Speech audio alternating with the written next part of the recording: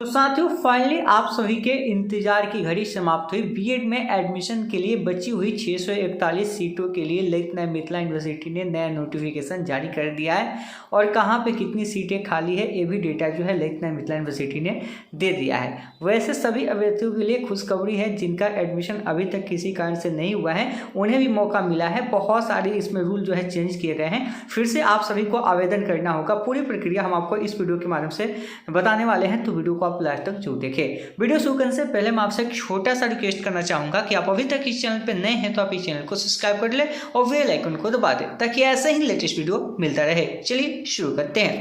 साथियों आज सुबह में हमने एक वीडियो अपलोड किया था और उसमें बताया था कि जो बची हुई 641 सीटें हैं उसकी काउंसलिंग के लिए लेकिन मिथिला यूनिवर्सिटी आज देर शाम तक नोटिफिकेशन जारी करेगा और वही हुआ, आपने देखा भी होगा।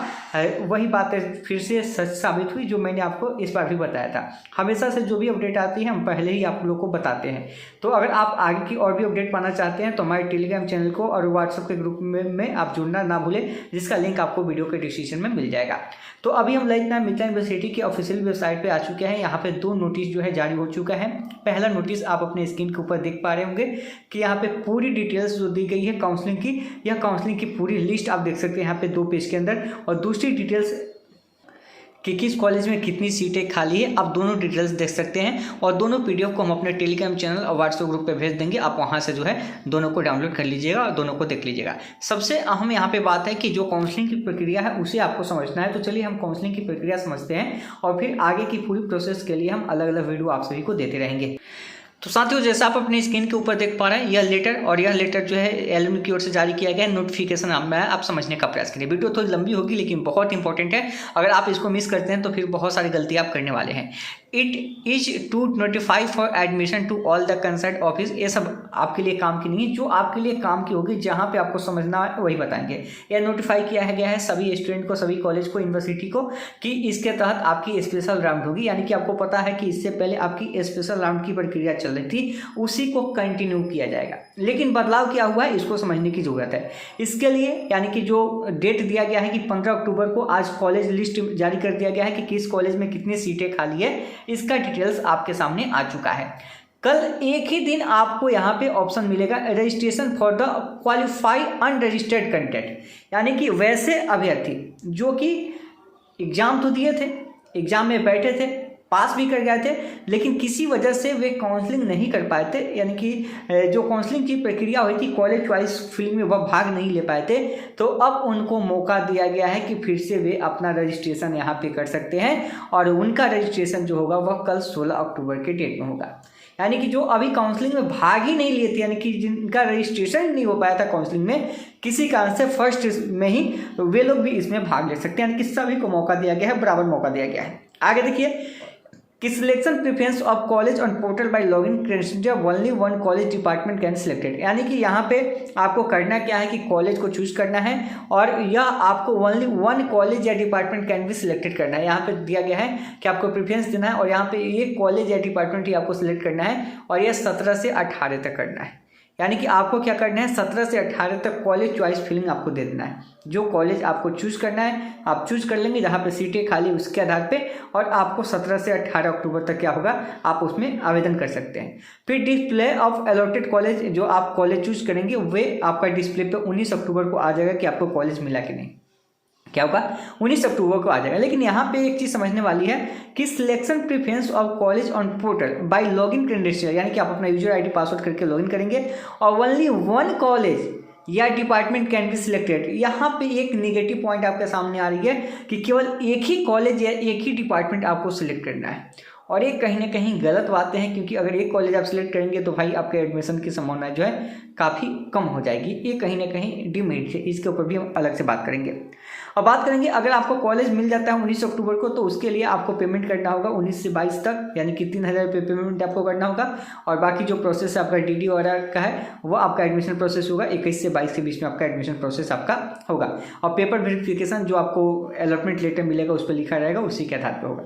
अब इसमें बदलाव क्या गया है देखिए, अगर वैकेंसी बचती है, यानी कि इफ़ वैकेंसी यहाँ पे पेटिस्ट आफ्टर द एडमिशन ऑफ 22 अक्टूबर 2020, यानी यहाँ पे अगर सीटें बचती हैं ऐसे समझिए, तो फिर 22 से आपकी एडमिशन की प्रक्रिया फिर से शुरू की जाएगी और 22 अक्टूबर को यहाँ पे 30 अक्टूबर को फिर से लिस्ट जो है जारी किया जाएगा, अगली काउंसलिंग का लिस्ट जो है जारी किया जाएगा और उसी के आधार पर फिर 3000 रुपये पेमेंट करना है, फिर एडमिशन की प्रक्रिया चलेगी और 25 अक्टूबर तक एडमिशन जो है पूरी तरीके से क्लोज हो जाएगा। अगर फर्स्ट राउंड में ही सीटें भर जाती है तो 22 अक्टूबर तक एडमिशन जो है पूरी तरीके से बीएड में क्लोज हो जाएगा, नहीं तो 25 तक चलेगी, सीटें खाली रहती है। तो अब देखिए यहाँ पे कि modalities to take admission in centralize counselling and additional round, इसमें जो है कौन कौन से भाग ले सकते हैं। यहाँ पे होल प्रोसेस जो होगा एसओनो की तरह से होगा, जो last centralise counselling and round हुआ था वहाँ से। देखिए कि whole process will be centralise through the office of the एसओनो and it will the call at last centralise counselling for admission, यानी इससे पहले जो था वह सेंट्रल यानी कि स्पेशल सेंट्रलाइज काउंसलिंग था, लेकिन यह है आपका लास्ट सेंट्रलाइज काउंसलिंग या अंतिम आपका सेंट्रलाइज काउंसलिंग है। फिर इसमें डॉक्यूमेंट वेरिफिकेशन जो स्लिप आपका जनरेशन होगा वह will under supervision of university nodal of the concert university, जैसे प्रोसेस चल रही थी। आगे की candidate must have qualify for the CET B Ed and have registered for counselling, यानी कि वैसे अभ्यर्थी जो भाई यहाँ पे पास होना चाहिए और साथ ही साथ वे काउंसलिंग में रजिस्टर्ड लिए होंगे, यानी कि काउंसलिंग की प्रक्रिया में भाग लिए होंगे, वैसे ही स्टूडेंट शामिल हो सकते हैं। और जो काउंसलिंग में पहले रजिस्ट्रेशन नहीं कर पाए हैं उनको मौका दे दिया गया है, कल के डेट में वे कर सकते हैं। आगे की दूसरे candidate CET BEd 2024 qualified candidate who have not registered for counselling can logging through their कैंसियर and their for counselling by paying applicable, यानी कि वैसे अभ्यर्थी जो पहले से रजिस्टर्ड नहीं किए थे काउंसलिंग के लिए क्या करेंगे, फिर से अपना लॉगिन करेंगे और वे पेमेंट जो है अपना कर लेंगे। यानी यहाँ पे एक पैसे कमाने की भी भाई जुगाड़ लग गया।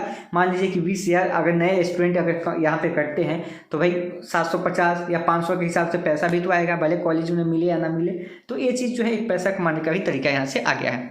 आगे की all those candidate who are qualified and registered for counselling and their name appear in the any round of counselling but did not take admission are also eligible to participate in the round of counselling, यानी कि आप वैसे student की बात की जा रही है कि जिन्हें कॉलेज तो मिला था लेकिन पहली काउंसलिंग से लेकर 7वीं काउंसलिंग तक किसी कारण से वे कॉलेज में एडमिशन नहीं लिए थे, तो उन्हें भी मौका दिया गया है। यहाँ पे सबको दिया गया है कि और are eligible to participate in the round of counselling.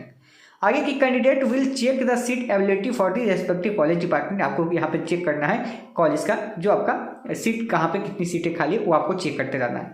फिर it is compulsory to opt for college department to participate in the round of counselling and division. फिर कैंडिडेट ये सब आपके लिए बहुत ज़्यादा इंपॉर्टेंट नहीं, ये सब प्रोसेस हम आपको बाद में बताएंगे, लेकिन जो आपके लिए इंपॉर्टेंट है वह इंपॉर्टेंट यही है, खबर निकल के आई कि वैसे लोग यानी कि बीएड में एडमिशन के लिए अभी तक जिनका भी एडमिशन नहीं हुआ है वे सभी लोग इसमें एलिजिबल हैं, चाहे वे पहले काउंसलिंग किए हैं, रजिस्ट्रेशन किए हैं, नहीं किए हैं, तो उनको जो है 1 दिन का मौका दिया जाएगा। जो रजिस्ट्रेशन नहीं किए हैं वे कल रजिस्ट्रेशन कर सकते हैं और उसके बाद कॉलेज का चुनाव आपको करना होगा, वह करना होगा 17 और 18 अक्टूबर को, यानी कि 2 दिन का आपको समय मिलेगा। लेकिन यहाँ पे एक डिमेरिट यहाँ पे नज़र यह आ रही है कि देख सकते हैं कि selection preference of college important, यहाँ पे ओनली 1 कॉलेज या डिपार्टमेंट कैन बी सिलेक्टेड, जो कि यह बहुत गलत है कि यहाँ पे एक ही कॉलेज सिलेक्ट करने की बात की जा रही है। इससे पहले 3 कॉलेज सिलेक्ट करता था, शुरू में 9 कॉलेज सिलेक्ट किए थे। अब बताइए यहाँ पे अगर 1 कॉलेज कोई सिलेक्ट करेगा तो वैसी स्थिति में एडमिशन होना तो मुश्किल हो जाएगा भाई, उसका एडमिशन कैसे हो पाएगा। थोड़ा सा तो मुश्किल यहाँ पे है ये प्रोसेस, लेकिन यहाँ पे भी 2-3 कॉलेज का चुनाव कम से कम होना चाहिए था। लेकिन एलएनयू बाकी सब प्रोसेस यहाँ पे सही किया है, लेकिन एक प्रोसेस इसका कमी लग रहा है जो कि एक ही कॉलेज का चुनाव यहाँ पे दिया हुआ है, जिसको आप देख सकते हैं। इसके अलावा जो सीट डिटेल्स है, सीट का भी डिटेल्स आप देखेंगे तो यहाँ पे सीट डिटेल्स डाल दिया गया है, तो आप देख सकते हैं कि किस कॉलेज में कितनी सीटें खाली है। तो इस लिस्ट को आप देख लीजिए और इसी के आधार पे आपको आगे की काउंसलिंग की प्रक्रिया भी आपको पूरी करनी है। जैसे गवर्नमेंट कॉलेज है, इसमें आप देखेंगे 1 सीटें खाली है। इसके अलावा देखेंगे तो कहीं 3 सीटें खाली है, कहीं 6 सीटें खाली है और कहीं 5 सीटें खाली है। बताइए ऐसी स्थिति में जहाँ पे 5 सीटें खाली है, 2 सीटें 4 सीटें खाली है, तो वैसी स्थिति में फिर उसका एडमिशन प्रोसेस सही तरीके से नहीं होता। लेकिन यहाँ पे अगर सबको मौका दिया गया है, लेकिन यहाँ पे एलएनयू की ओर से चुप किया जा रहा है। स्पॉट एडमिशन होता तो जहाँ सीटें खाली थी वहाँ पे जिनका पहले एडमिशन नहीं हुआ था उनका भी पॉसिबिलिटी था कि हो जाएगा। अब एक चीज़ ध्यान दीजिए कि जो पहले से भी जिनको कॉलेज नहीं मिला था, अब जब अप्लाई करेंगे तो उनका अधिक नंबर था, 70 नंबर, 75 नंबर, 60 नंबर, 55 नंबर लेके कॉलेज को छोड़े थे। एडमिशन नहीं लिए थे। वैसी स्थिति में जब वे अप्लाई करेंगे तो जाहिर सी बात है पहले उनका एडमिशन होगा, फिर कम नंबर वालों का बाद में देखने को मिलेगा।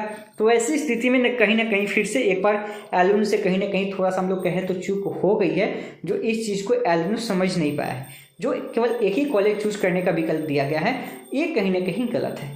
यहाँ पे कम से कम 2-3 कॉलेज फिर से चूज करने का मौका दिया जाता, ताकि एक में ना हो तो दूसरे तीसरे में उसका विकल्प जो है बन सकता था। बाकी आप सभी क्या सोचते हैं, कमेंट बॉक्स में कमेंट करके आप बताएं अपनी राय। और फिर आगे की जो प्रोसेस होगी कल से, उसके लिए हम अलग अलग वीडियो आपके लिए लेके आएंगे कि आपको कॉलेज का चुनाव कैसे करना है, कैसे पूरी प्रोसेस को करना है, ये हर एक अपडेट हम आपको देते रहेंगे। तो चैनल को लाइक कीजिए, वीडियो को शेयर कीजिए और मिलते हैं नेक्स्ट वीडियो में। धन्यवाद।